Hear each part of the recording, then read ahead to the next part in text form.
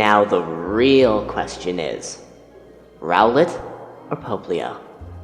Pan says with a raised brow, straightening his posture a bit from leaning over a half-eaten portion of patty melt and fries. He's still got a bit of the cheese from it on the upper corner of his smirking lips. What a goofball. Oh, come on now. See, you do this on purpose, don't you?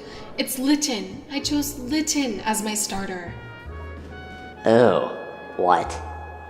No, really? But it's just so... Cute?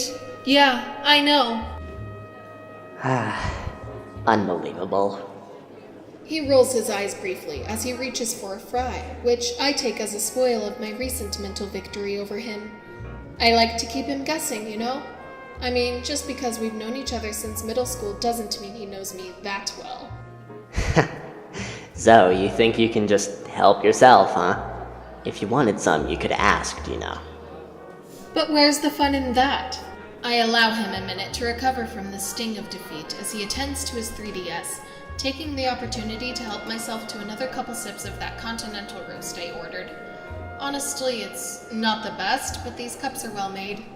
The afternoon rays peeking through the shutter blinds add a beautiful shimmer to the Kingsford Diner logo embroidered on it. A lot of street passes today. Also, shouldn't be too many more steps until this Larvitar you wanted hatches. Once you're at the point in the game where you can trade, it's yours. If it's a boy, what name do you want, by the way? Chris? I nearly spit out the bit of coffee I had in my mouth.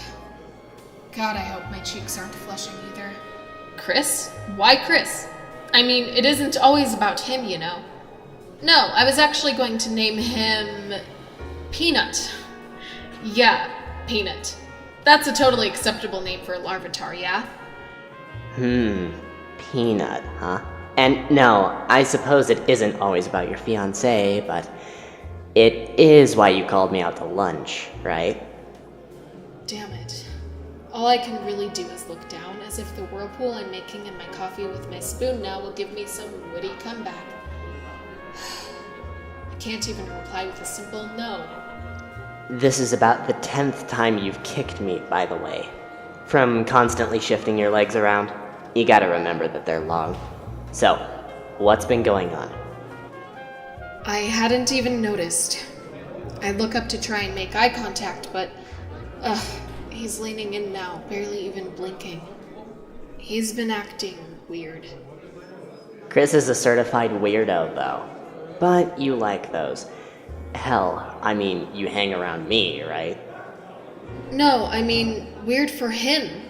Ever since he got sponsored by Bennett Inc. for bug testing a couple of their new gaming apps, he's just Whoa, slow down. Chris got a sponsorship with Bennett Inc. The same Chris who can't tell his left foot from his right ear. Oh, come on, Pan. I'm serious. He hasn't really done much of anything but hole himself up in his room. Goes through a ton of those damn elixir drinks, too. That can't be healthy. I can't tell if his paling skin is from lack of sunlight or some sickness. Maybe both? He hasn't even taken me out in a month, by the way. I needed this, Pan. Thanks for seeing me. Do you think you could go and talk to him sometime? He won't really say more than a few words to me, but maybe you'll have better luck. Pan studies my face closely. I try my best to give him a weak smile before he leans back, eyes to the ceiling as he folds his arms.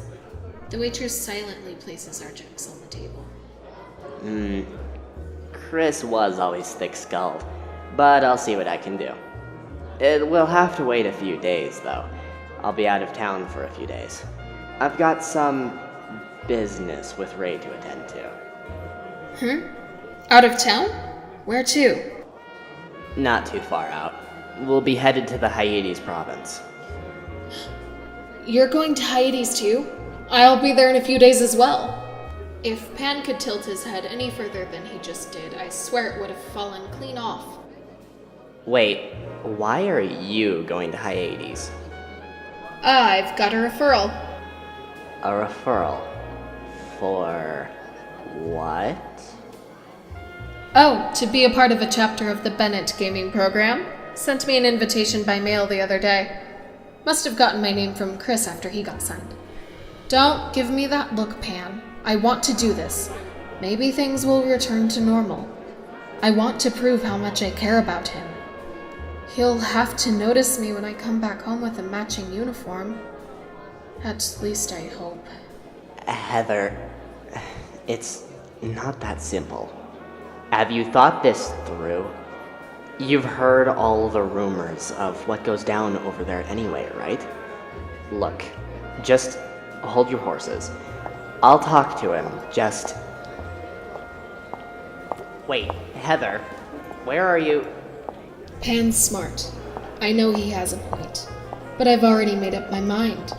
I can't second guess this. After giving him a light kiss on the forehead, I quickly head for the exit. I'll need to head to Hyades before he does. I know he'll try to stop me. Heather? Heather! Oh, for Christ, at least pay your...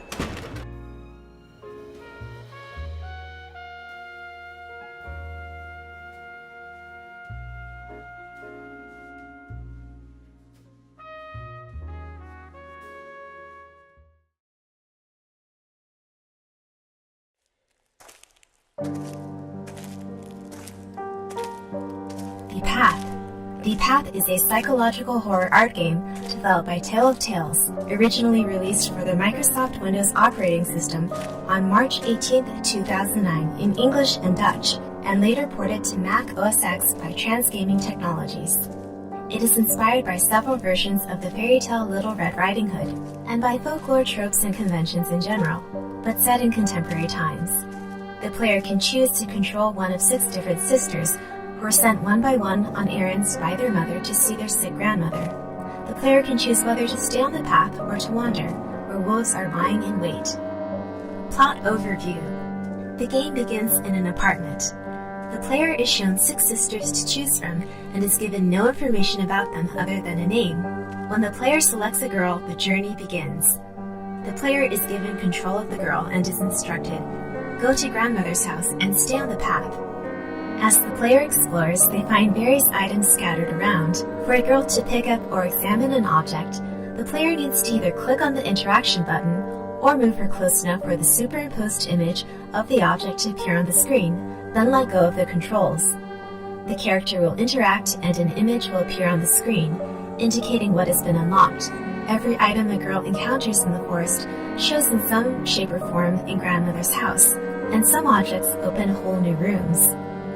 Small text will also appear, a thought from the current character. Some items can only be picked up once and do not appear in subsequent runs. However, each character will say something different about an object, so the player will have an option to access a basket to see what they have collected. It is not required to find the wolf. In this game, there are no requirements, but the ending at grandmother's house does change dramatically after the wolf encounter. The girl encounters the wolf, there's a brief cutscene, and the screen goes black. Afterward, the girl is lying on the path in front of grandmother's house. Depending on the girl, doors are scratched or furniture tipped over and broken, or strange black threads are draped across everything. Instead of ending with grandmother, the music crescendos as the player enters the final surreal room before falling down, and things black out again.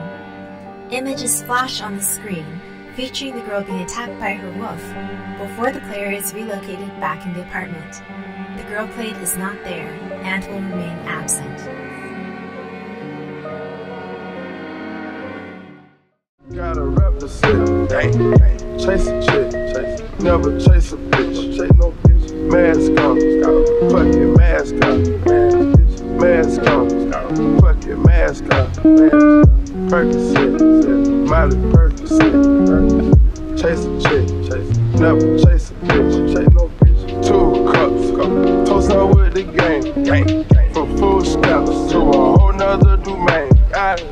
Out the bottom, yeah. I'm a living proof, so ain't compromising. $500,000 on the coupe, drug houses, looking like Peru. Graduated, I was overdue.